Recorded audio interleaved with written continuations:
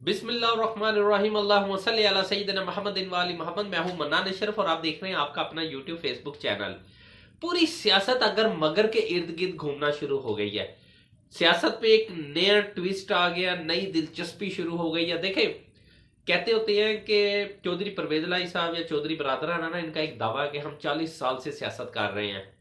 शहबाज शरीफ साहब 40 साल से सियासत कर रहे हैं, नवाज शरीफ साहब 40 साल से सियासत कर रहे हैं, चौधरी जरदारी साहब 40 साल से सियासत कर रहे हैं, जो मौलाना फजलुर रहमान 40 साल से सियासत कर रहे हैं। ये सब लोग बल्कि मौलाना फजलुर रहमान साहब तो शायद इससे भी पुराने हैं, क्योंकि उनके वाले साहब सियासत में थे, उसके बाद फिर वो आ गए।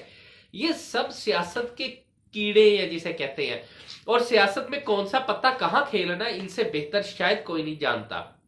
लेकिन फिर इमरान खान के पत्ते कहां गए? इमरान खान भी तो कोई पत्ते खेलता था।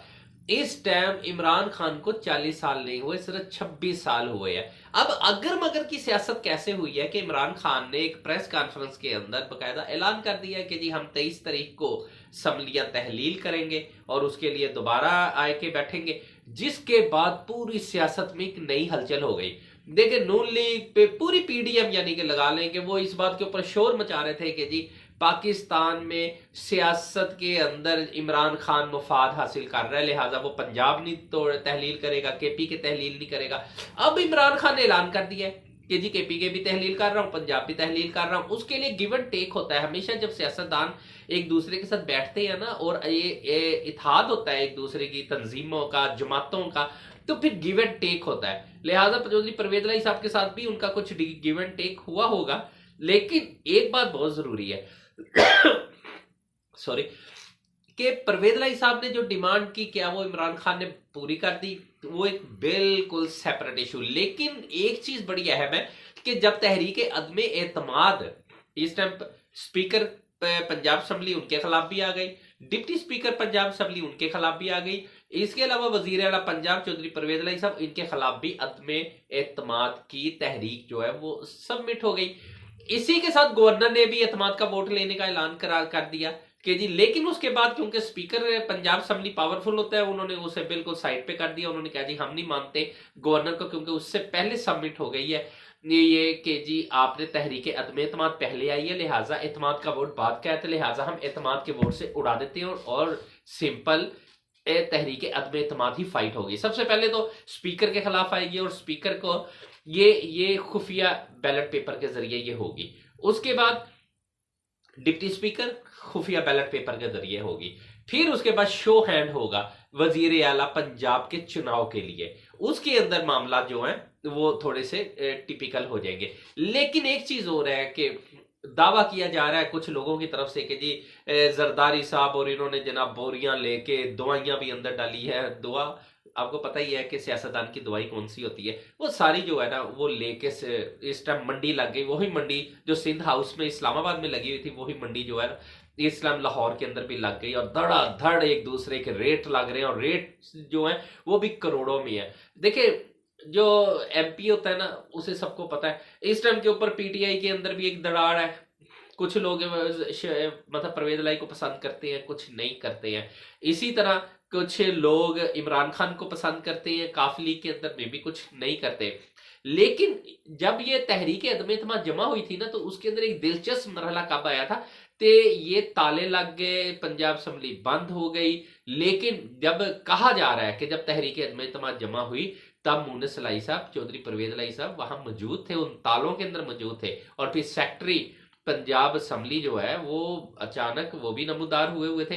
देखिए, पाकिस्तान है, पाकिस्तान के अंदर अदालतें भी रातों को खुलती हैं और असम्बलियां भी रात को खुलती हैं। ये बात वाजिया हो गई है, इसलिए कि तहरीक अदम एतमाद रात के टाइम तालों में आई है, ताले लगे खुले हैं दोबारा।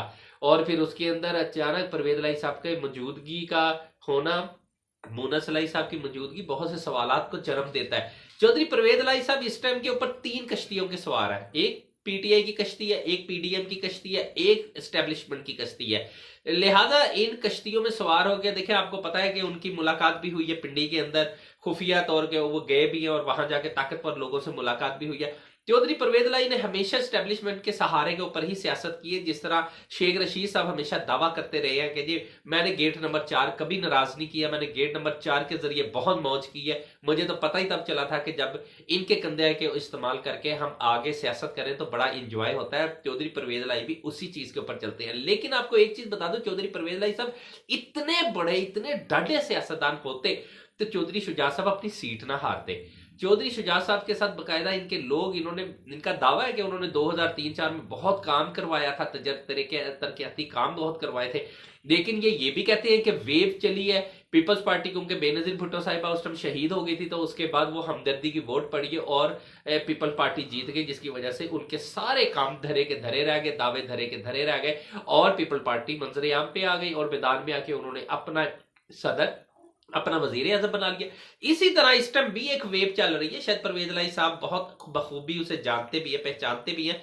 चौधरी परवेज लाई साहब को पता है कि इस टाइम भी एक वेव चल रही है जो इमरान खान की है। पूरे मुल्क के अंदर वो जो बंदा भी उनके साथ इस टाइम हाथ कर रहा है, अवाम जो है ना उससे मुतनफर होने से शुरू हो जाएगी, अवाम उसके मुखालफ हो जाएगी। लिहाजा ये चीजें बड़ी अकाउंट कर रही हैं। अब जो एक चीज है कि पीटीआई के कुछ लोगों को तोड़ मरोड़ के साइड पे किया जा रहा है कि अंदर से वो कुछ नहीं करेंगे, वो सिर्फ उस दिन पेश नहीं होंगे, आएंगे नहीं, और मुमकिन है कि स्पीकर को उड़ाने के लिए खुफिया बेल्ट पेपर के अंदर वो अपना हिस्सा डाल दें, क्योंकि उसके अंदर शो नहीं होता ये किसने डाला है, उसमें पैसा खूब चलेगा, ये हालात बता रहे हैं। लेकिन उसी के साथ जब परवेज लाई साहब की बात आएगी तो परवेज लाई साहब भी सोच रहे होंगे कि जी मैं इजी इस रास्ते से निकल जाऊंगा, लिहाजा मैं एस्टेब्लिशमेंट को भी खुश कर लूंगा, पीडीएम को भी खुश कर लूंगा और असम्बलियां भी नहीं टूटेंगी, मैं बच भी जाऊंगा और उसके बाद कोई ना कोई तरीकाकार नया अपना लेंगे, क्योंकि नून लीग। लेकिन एक चीज बड़ी अहम है, इस टाइम जो नया वजीर आला पंजाब जो इस टाइम नाम फाइनल हो गया है वो है जी, वो कौन सा? ये बड़े सवाल हो रहे थे कि अगर परवेज लाई साहब नहीं होंगे तो फिर वजीर आला पंजाब पीडीएम किसे बनाएगी। तो लिहाजा वजीर आला पंजाब का जो नया नाम है जनरल बाजवा साहब जो है मलक अहमद का नाम ले रहे हैं। देखिए वो, क्योंकि जनरल बाजवा साहब जब आर्मी चीफ थे तो मलक साहब जो थे ना लाहौर के, वो बहुत ज्यादा उनके करीब थे। इसके क्योंकि शहबाज शरीफ साहब को इख्तियार लेके देने में, पीडीएम के मुज़ाकरात कामयाब करवाने में, बहुत से मामलात के अंदर ये मलक अहमद साहब का बड़ा अहम किरदार और बड़ा अहम रोल रहा है, जिसके बाद वो काफी ज्यादा करीबी है। और अब परवेज जनरल बाजवा साहब रिटायर तो हो गए हैं, लेकिन उनका असर और सूख तो अभी भी बहुत ज्यादा है, जिसकी वजह से अब मलक साहब का नाम मंजर आम पे आ रहा है कि परवेज लाई साहब उड़ेंगे और उसकी जगह जनरल वो बाजवा साहब अपना बंदा वजीर आला पंजाब लगाएंगे। और उसके बाद नवाज शरीफ साहब को, क्योंकि कुछ वादे रहे थे, वादे मैंने आपको पिछले भी लोगों के अंदर कहा था कि कुछ वादे हैं जिसकी वजह से नवाज शरीफ साहब कुछ नाराज है, वो कहते हैं बाजवा साहब अपने वादे पूरे करें। तो लिहाजा वो वादा फाइनल है कि जी नवाज शरीफ साहब को पाकिस्तान लाना है तो पहले पंजाब उड़ाना है, पंजाब नून लीग को देना, फिर ही कहीं जाके नवाज शरीफ साहब ने पाकिस्तान में कदम रखना है। जैसे ही पंजाब जो है नून लीग के हाथ आता है, उसके फौरी बाद नवाज शरीफ साहब पाकिस्तान में कदम रख देंगे और फिर वो बड़े बावकार तरीके से पंजाब में आके फिर सियासत के अंदर इन हो जाएंगे और अपनी बहुत सारी चीजों पे रिलीफ ले लेंगे। जिस तरह पूरी पीडीएम ने रिलीफ ले लिया, नैब है नहीं, कोई चीजें नहीं, अदालतों से फिर रिलीफ मिलना इनके तो बाएं हाथ का काम है। बहुत सी चीजों में इनके पास बड़े बड़े पॉइंट होते हैं जिसे इस्तेमाल करके ये रिलीफ ले लेते हैं, लिहाजा अब इनके रिलीफ का वक्त आ गया। लेकिन चलते चलते एक चीज और बता दूं कि पीटीआई के कुछ लोगों के अंदर भी इस्तीफों के ऊपर बड़ी जबरदस्त शिद्दत यानी कि ठंडी और शदीद जंग चल रही है। बलूचिस्तान जो पीटीआई है, बलूचिस्तान सूबाई असम्बली जो है, उसके अंदर 50% कुछ लोग, ये दो ग्रुप बन गए। एक ग्रुप कहता है कि इस्तीफे दे देने चाहिए, जबकि दूसरा कह रहा है कि इस्तीफे नहीं देने चाहिए। लेकिन अब देखें क्या बनता है। पंजाब के अंदर भी कुछ लोग परवेज लाई को पसंद कर रहे हैं, कुछ लोग नहीं करते हैं। इमरान खान का अभी तक जो कार्ड नेक्स्ट है वो बिल्कुल शो नहीं हुआ है। देखना यह है कि इमरान खान नेक्स्ट कार्ड कौन सा खेलते हैं। क्या परवेज लाई कोई ऐसी गलती करने वाले हैं जिसकी वजह से उनकी पूरी सियासत का बैंड बजने वाला है। अगर परवेज लाई साहब ने एक कश्ती की सवारी ना की, 3 कश्तियों के सवार रहे, तो फिर लोग कहा करेंगे, तारीख के अंदर भी ये लफ्ज आया करेगा, अक्सर आया करेगा कि जी चौधरी बरादर बाबा ना इधर दे रहे ना उत्थे दे रहे, ऐ ते बस घड़ोल भड़ोली होके बस सियासत तो फारग हो गए।